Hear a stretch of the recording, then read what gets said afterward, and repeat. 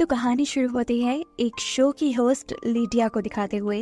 Lydia के पास super powers हैं भूतों को देखने की, और जो लोग ये क्लेम करते हैं कि उनके घर में भूत है, लीडिया उनके घर जाकर सारी सच्चाई पता चलाती है और फिर ये सब ऑडियंस को दिखाया जाता है। एक दिन शो की रिकॉर्डिंग्स के दौरान उसे ऑडियंस में बैठा बीटल जूस दिखाई दिया, जिसे देखकर वो भी डर गई। बीटल जूस उसे बहुत देर से हॉन्ट कर रहा था, डरा रहा था, पता नहीं क्यों, लेकिन बीटल जूस से तो वो बहुत ज्यादा घबरा गई और अपने आप को नॉर्मल रखने के लिए उसने पिल्स लेना शुरू कर दी। मैंने कोई लीडिया के पास जब उसका मैनेजर आया तो लीडिया ने उसे भी बीटल जूस की कहानी सुनाई, लेकिन वो लीडिया पे बिलीव नहीं करता और उसके हाथ से मेडिसिन लेकर भी डस्टबिन में फेंक देता है, सिवाय 2 टैबलेट के जो लीडिया ने बहुत ज्यादा इसरार करने पे उससे मांगी थी। इस सब के बाद लीडिया जब अपना मोबाइल देखती है तो वहाँ पर उसके स्टेप मदर की बहुत सारी कॉल्स और मैसेजेस आए हुए थे। फौरन वो उनकी आर्ट गैलरी जाती है, जहाँ पर उसे शॉकिंग न्यूज मिलती है कि उसके डैड का प्लेन क्रैश हो गया था। प्लेन क्रैश में तो उसके डैड बच गए थे, लेकिन क्योंकि प्लेन समुद्र में क्रैश हुआ था तो उन्हें एक शार्क ने खा लिया और अब इनके फ्यूनरल के लिए उन्हें रिवर पर जाना था, जिसके लिए लिटिया भी हाँ में सर हिला देती है।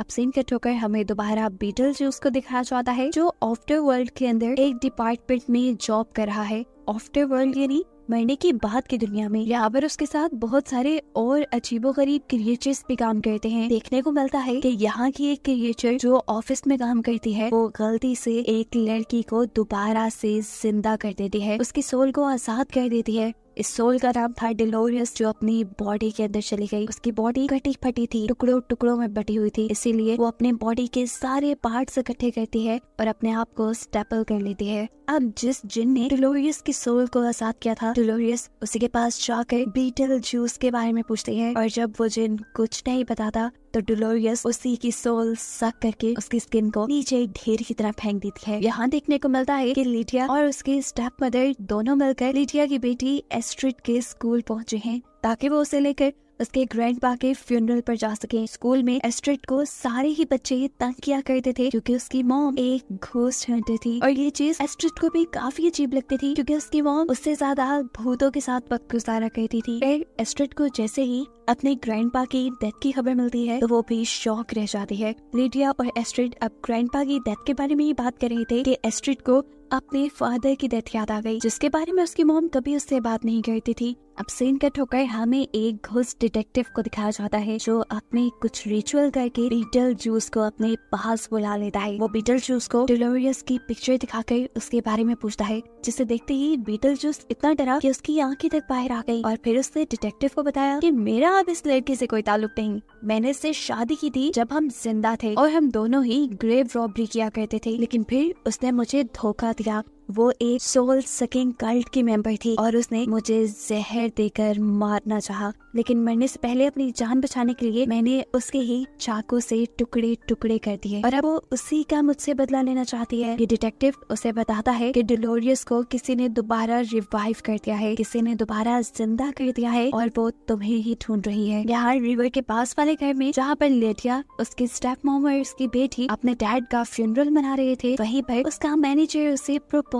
कर देता है, वो भी सबके सामने। लिटिया हाँ नहीं बोलना चाहती थी, लेकिन पता नहीं क्यों उसने हाँ बोल दिया, और इस चीज से उसकी बेटी भी बहुत ज्यादा अपसेट हो गई और गुस्से में अपनी साइकिल लेकर घर से निकल गई। अब रास्ते में हुआ ये कि साइकिल की ब्रेक्स हुई फेल और वो फेंस को तोड़ते हुए दरख्त से टकरा गई। इस दरख्त के ऊपर एक ट्री हाउस था जिसमें एक लड़का था। ये लोग यहाँ पर बैठकर बातें करने लग जाते हैं और एस्ट्रिड लड़के को बताती है कि वो लिटिया की बेटी है, क्योंकि लिटिया एक बहुत मशहूर औरत थी उस टाइम यूएस की। एस्ट्रिड को इस लड़के से कुछ बॉन्ड फील होने लगा था, उसे अच्छा लगने लगा था ये लड़का। बातों ही बातों में वो उसे अपने रूम में ले जाता है, जहाँ पर उसने एक टाउन का मॉडल बना कर रखा हुआ था। इस ओल्ड टाउन के मॉडल के साथ एक पंपलेट रखा हुआ था जिसके ऊपर 3 मरतबा बीटल जूस लिखा था। असल में 3 मरतबा बीटल जूस का नाम लेने पर बीटल जूस वहाँ हाजिर हो जाता था, वहाँ आ जाता था। इससे पहले कि वो बीटल जूस को यहाँ पर बुला लेती, लिडिया वक्त पर आकर उसे बचा लेती है, लेकिन तमाशा कर देता है लिडिया का मैनेजर, जो 3 मरतबा उस पंफलेट से देखकर बीटल जूस बोल देता है, और एकदम से वो सब पहुंच जाते हैं बीटल जूस के पास, जहाँ पर आकर बीटल जूस इन दोनों को बुरी तरह हॉन्ट कर रहा था। लिडिया ने तो किसी तरह करके अपने ऊपर काबू पा लिया, लेकिन वो मैनेजर, उसका तो डर से हाल बुरा हो गया था।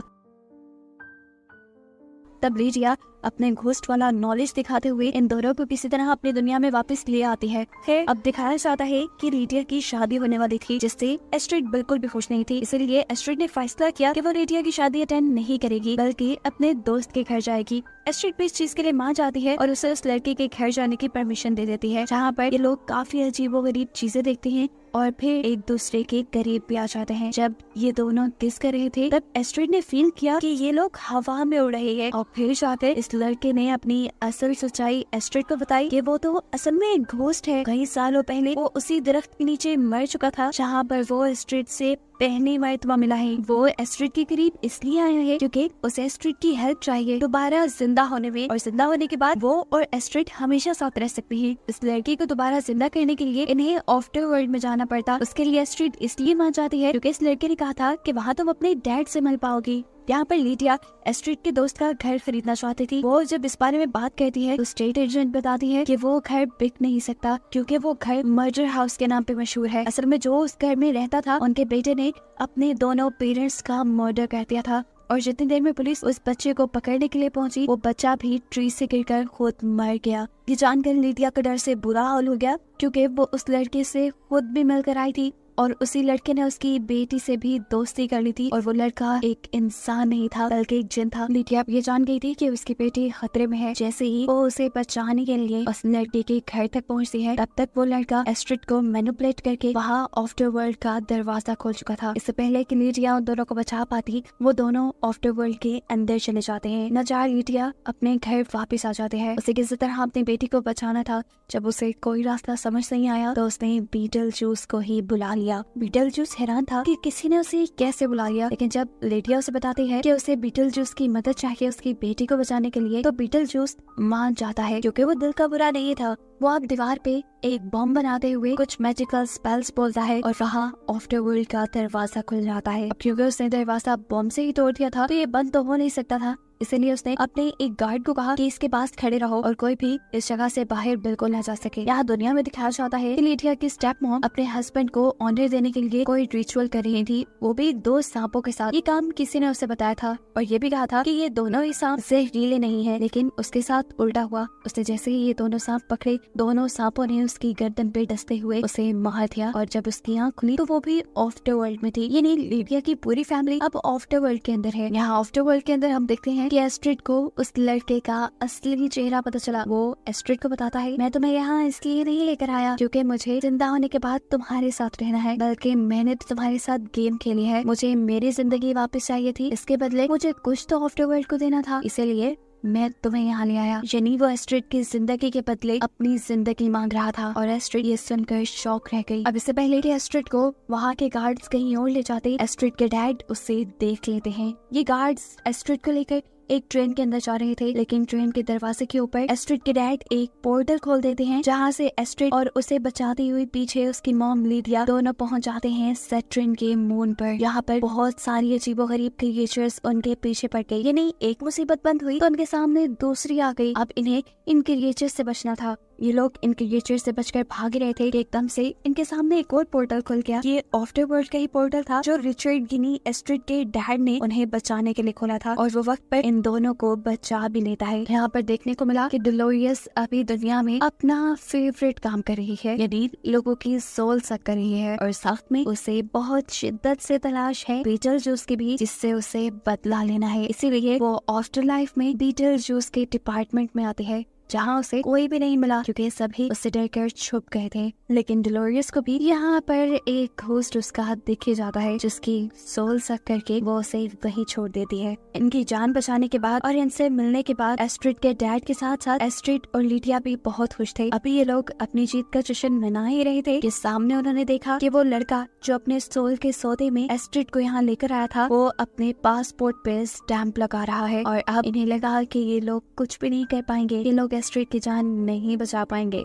लेकिन कहानी में ट्विस्ट रिवील होता है कि स्टैंप लगाने वाला और कोई नहीं बल्कि खुद बीटल जूस था, जिसने उस लड़के के पास स्टैंप लगा ही नहीं और धोखे से उसे भेज दिया हेल में, और ऐसे एस्ट्रिड के साथ साथ उसकी मॉम की जान बच गई।